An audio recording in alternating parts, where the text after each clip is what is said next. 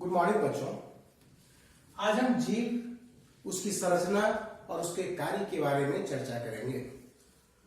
बच्चों, जब हम स्वादिष्ट भोजन देखते हैं अपने सामने, यहाँ तक कि स्वादिष्ट भोजन का जब से विचार आता है हमारे मन में, हमारे मुंह में पानी आना शुरू हो जाता है। क्या आपने सोचा है ऐसा क्यों होता है? स्वाद का पता हमें कैसे चलता है? तो बच्चों, भोजन के स्वाद का पता चलाने में हमारे शरीर में उपस्थित जीव की महत्वपूर्ण भूमिका होती है। जीव हमारे मुख गुहा के अंदर उपस्थित गुलाबी रंग का मांसल और पेशीय अंग होता है। ये मुख गुहा के पिछले भाग में अधर तल से जुड़ा हुआ रहता है और आगे का जो भाग होता है वह स्वतंत्र होता है आगे पीछे या ऊपर नीचे मूव करने के लिए। हमें भोजन में स्वाद की जानकारी देने में इसी जीव की भूमिका होती है। हमारे शरीर में उपस्थित जीव में लगभग 10,000 या उससे भी अधिक स्वाद कलिकाएं, टेस्ट बड्स पाई जाती है। अगर हम दर्पण के सामने खड़े हो जाएं और जीभ को बाहर की ओर निकाल कर देखें तो बहुत ध्यान से देखने पर उसमें हमें दानेदार उभरी हुई संरचना दिखाई देती है। उस दानेदार उभरी संरचना को जो जीभ की ऊपरी सतह पर दिखाई देती है उसे हम पेपिला कहते हैं। इसी पेपिला के नीचे स्वाद कलिकाएं पाई जाती है। स्वाद कलिकाओं के अलावा इसमें संवेदी कोशिकाएं और रक्त वाहिकाओं का जाल बिछा रहता है। ये संवेदी कोशिकाएं काफी संवेदनशील होती हैं और भोजन के स्वाद का पता कराने में इनकी महत्वपूर्ण भूमिका होती है।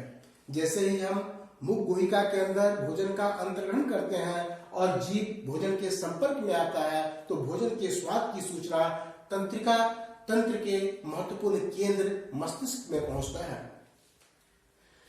इस पेपिला के अंदर उपस्थित स्वाद कलिका हमने देखा कि जीभ के सबसे आगे वाले भाग में जो पेपिला, जो स्वाद कलिकाएं मौजूद होती है उससे हमें भोजन के मीठे स्वाद का पता चलता है।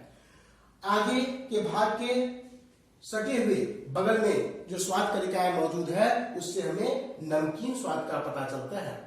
जीभ के किनारे की ओर जो स्वाद कलिकाएं मौजूद होती है उससे खट्टे स्वाद का पता चलता है और जीभ के सबसे पीछे वाले भाग में जो मुख गुहिका के अधर तल से जुड़ा हुआ रहता है उस भाग में जो स्वाद कलिकाएं उपस्थित है उससे हमें कड़वे स्वाद का पता चलता है। भोजन में मुख्य रूप से 4 स्वाद ही होते हैं: मीठा, नमकीन, खट्टा और कड़वा। Sweet, salty, sour and bitter. हमने जो यहाँ चित्र बनाया है जीभ का, इसमें हमने जीभ के मध्य भाग में किसी भी तरह की पेपिला या स्वाद कलिकाओं को नहीं दर्शाया है। जीभ के मध्य भाग में किसी प्रकार की स्वाद कलिकाएं नहीं होती है, इसलिए जीभ के मध्य भाग से हमें किसी स्वाद का पता नहीं चलता है। इसके अलावा जीभ के और भी कुछ कार्य हैं। जीभ हमें बोलने में मदद करता है। अगर हमारे शरीर में जीभ नहीं हो तो हम एक दूसरे से बातचीत नहीं कर सकते हैं, अपने विचारों का आदान प्रदान नहीं कर सकते हैं। जीभ भोजन में लार को मिलाता है। हमारे मुख गुहा में उपस्थित जीभ के निचले तल में लाला ग्रंथियां पाई जाती है जिससे लार का श्रवण होता है। जैसे ही हम भोजन करते हैं लाला ग्रंथि से लार का श्रवण होता है और यह भोजन को गीला बनाता है। इसके बाद भोजन का स्वाद मीठा हो जाता है और लार में एक महत्वपूर्ण एंजाइम पाया जाता है जिसे हम महत्वपूर्ण एंजाइम पाया जाता है जो कार्बोहाइड्रेट के पाचन में महत्वपूर्ण भूमिका निभाता है। उस एंजाइम का नाम एमाइलेज होता है।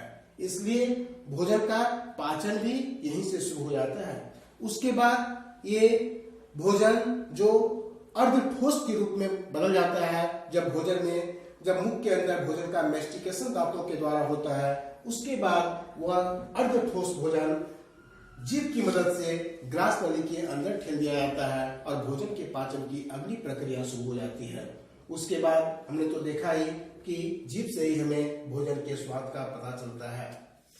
अब हमने जो बताया कि स्वाद कलिकाओं के नीचे संवेदी कोशिकाओं और रक्त वाहिकाओं का जाल बिछा होता है।